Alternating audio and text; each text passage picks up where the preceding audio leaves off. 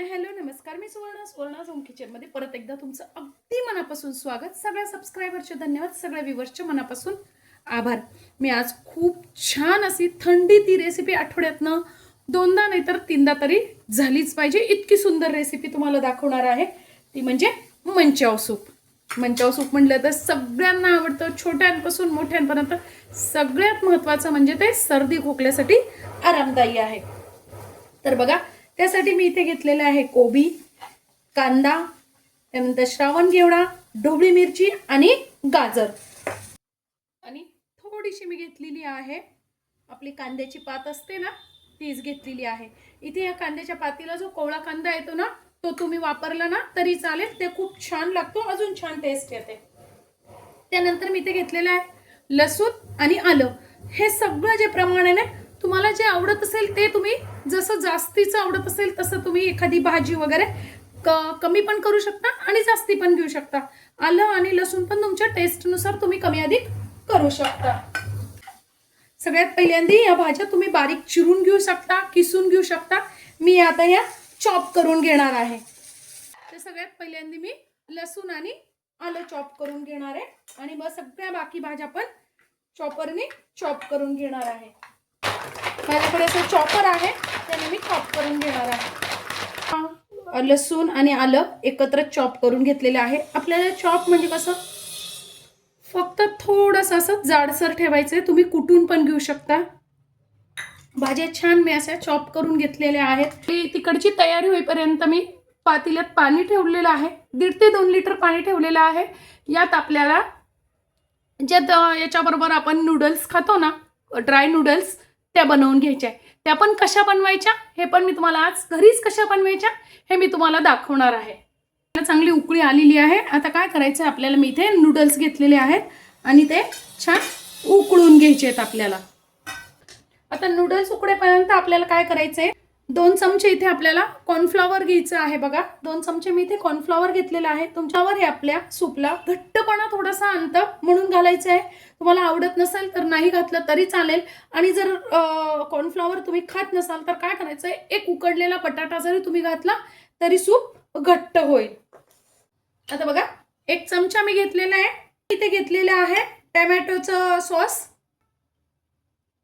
1.5 चमचा आपल्याला घ्यायचंय सोया सॉस. त्यानंतर मी इथे घेतलेलं आहे 1.5 चमचा रेड चिली सॉस आणि अर्धा चमचा आपल्याला घ्यायचंय विनेगर. विनेगर नसेल तुमच्याकडे तर तुम्ही लिंबू पिळू शकता.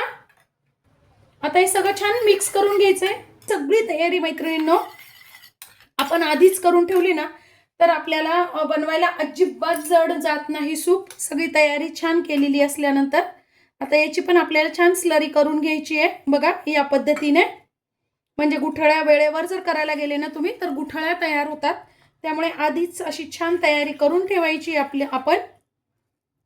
बघा, या पद्धतीने घेतलेली आहे आणि कढईत फक्त 1 ते 1.5 चमचा छोटा तेल टाकून घेतलेला आहे. खूप तेल आपल्याला टाकायचं नाहीये कारण आपण सूप बनवतोय. आता आपल्याला टाकून घ्यायचंय लसूण आणि आलं. सगळ्यात पहिल्यांदा टाकून घ्यायचंय. आलं आणि लसूण थोडासा परतणं झालं की आपल्याला सगळ्याच भाज्या टाकून घ्यायच्या आहेत.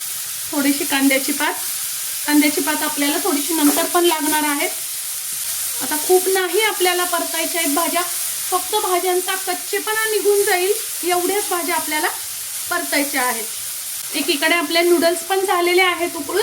मी गॅस बंद केलेले आहे. आता बघा काय करायचं, आपण जे सॉस कालवून ठेवलेले आहेत ना ते घालून घ्यायचे आहेत. यात गॅस मोठाच आहे. चायनीजचा कुठलाही प्रकार करताना गॅस तुम्हाला मोठाच ठेवावा लागतो, म्हणजे मग त्याला चांगला फ्लेवर येतो, थोडासा स्मोकी फ्लेवर येतो. आता बघा, त्यात आपल्याला पाहिजे तसं पाणी आपल्याला टाकून घ्यायचंय. तुम्हाला घट्ट पातळ कसं सूप हवं तसं आपल्याला हे छान उकळू द्यायचंय. तोपर्यंत आपण आपल्या नूडल्स तयार करून घेऊ.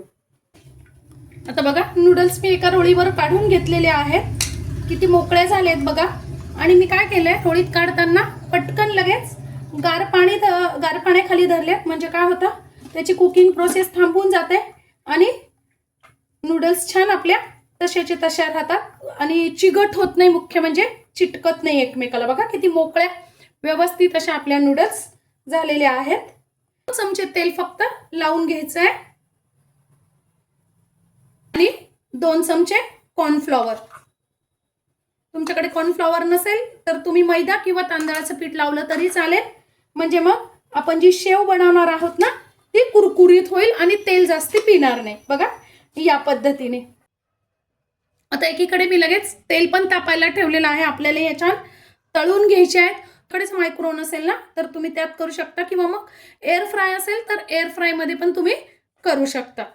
बघा मीडियम गॅसवर आपण सूप उकळत ठेवलेला आहे आणि काय करायचं आहे आपल्याला, आपण जी याची स्लरी करून ठेवलेली आहे ना कॉर्नफ्लॉवरची, एक एक चमचा करूनच आपल्याला घालायचं आहे.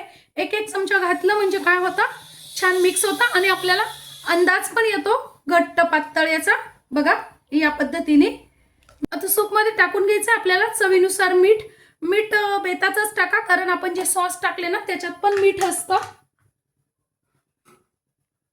मी इथे अर्धा ते पाऊण चमचाच मीठ टाकलेलं आहे सुरुवातीला. टेस्ट घेऊन मग लागलं तर टाकू शकतो. काळी मिरी पावडर घालतीये. तुमच्याकडे असली तर घाला, नसेल तर नाही घातली तरी काही हरकत नाही. काळ्या मिरीने थोडीशी टेस्ट अजून वाढते म्हणून मी घातली आहे. तेल खूप छान असं गरम झालेलं आहे. आपल्याला नूडल्स तळून घ्यायचे. हळूच वरतून व्यवस्थित टाका कारण नूडल्सचं आपण पाण्यात हे केलेलं असतं ना तर तेल उडू शकतं, त्यामुळे सावकाश टाका आणि मोठ्या गॅसवरच आपल्याला ते तळून घ्यायचे. सूप आपलं आता उकळत आलेलं आहे. टाकून घ्यायची थोडीशी कांद्याची पात. वा बघा काय सुंदर सूप आपलं तयार झालेलं आहे. मस्तच. बाहेरच्या याच्यात तरी अजिनोमोटो वगैरे असतो, आपण घरच्या घरी इतकं सुंदर हेल्दी सूप तयार केलेलं आहे. बघा मस्त काय सुंदर कलर आलेला आहे. आपली शेव तयार आहे, काढून घ्यायची. बघा काय सुंदर असं आपलं सूप पण तयार झालेलं आहे. इतकं सुंदर सूप जर आपण घरीच बनवू शकतो, सर्दी खोकल्याला आराम देऊ शकतो, तर बाहेरनं कशाला, नाही का. आणि नूडल्स पण म्हणजे शेव पण आपली किती सुंदर तयार झालेली आहे. बघा अगदी कुरकुरीत मस्त आणि अजिबातही तेलकट नाही. आजची माझी ही व्हिडिओ ही रेसिपी तुम्हाला कशी वाटली कमेंट्समध्ये नक्की सांगा. चॅनलवर नवीन असाल तर चॅनलला लाईक, सबस्क्राईब आणि शेअर करा.